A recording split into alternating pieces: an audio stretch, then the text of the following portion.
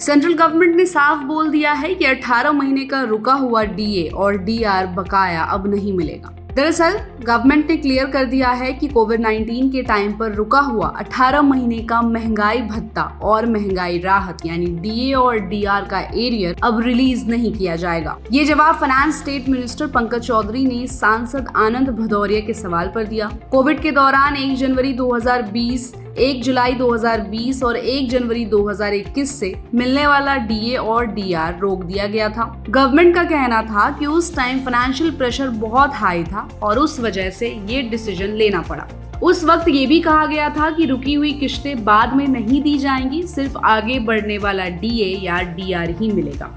अब संसद में दोबारा सवाल उठने पर मिनिस्टर ने साफ कहा है कि गवर्नमेंट के पास फिलहाल इतना बजट नहीं है कि वो ये पैसा वापस दे सके। उन्होंने ये भी बताया कि 2020-21 में फिस्कल डेफिसिट 9.2% तक चला गया था, जो 2025-26 के बजट में घटकर 4.4% के आसपास लाने की कोशिश हो रही है। ऐसे में 34,402 करोड़ रुपए का ये बकाया देना फाइनेंशियली पॉसिबल ही नहीं है। कर्मचारी और पेंशनर यूनियंस जैसे एनसी, जेसीएम, एआईडीईएफ और कई ऑर्गेनाइजेशंस ने इस बकाये को इंटरेस्ट के साथ देने की डिमांड रखी थी। उन्होंने सुप्रीम कोर्ट के कुछ जजमेंट्स का हवाला भी दिया, जिसमें कहा गया है कि सैलरी और अलाउंसेस कर्मचारी का हक है और इन्हें रोका नहीं जा सकता है।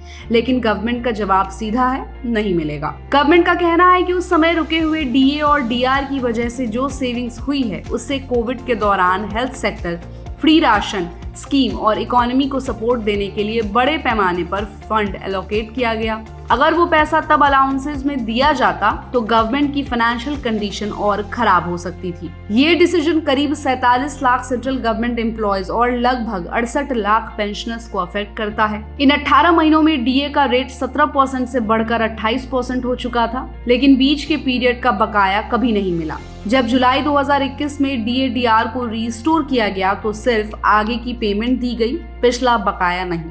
अब जबकि गवर्नमेंट ने फिर से ये कंफर्म कर दिया है कि बैंक पेमेंट नहीं होगा, तो यूनियंस का कहना है कि वो प्रोटेस्ट और लीगल रूट दोनों अपनाएंगे। कुछ यूनियंस का मानना है कि अगर 8th पे कमीशन जल्द आ जाता है तो डीए स्ट्रक्चर में भी बदलाव हो सकता है, लेकिन ये फिलहाल सिर्फ उम्मीद है। वहीं मिनिस्टर चौधरी का कहना है कि फाइनेंशियल डिसिप्लिन बनाए रखना जरूरी है। डेवलपमेंट प्रोजेक्ट्स, डिफेंस और सोशल वेलफेयर स्कीम्स के लिए पैसा एलोकेट करना गवर्नमेंट की प्रायोरिटी है और इस समय इतना बड़ा एरियर देना प्रैक्टिकली पॉसिबल नहीं है। तो अब क्लियर है कि 18 महीने का रुका हुआ डीए और डीआर का पैसा अब कभी नहीं मिलेगा। गवर्नमेंट ने इसे पॉलिसी लेवल पर रिजेक्ट कर दिया है। एम्प्लॉयज और पेंशनर्स को अब अगली बढ़ोतरी या नया वेतन आयोग से ही राहत की उम्मीद करनी होगी।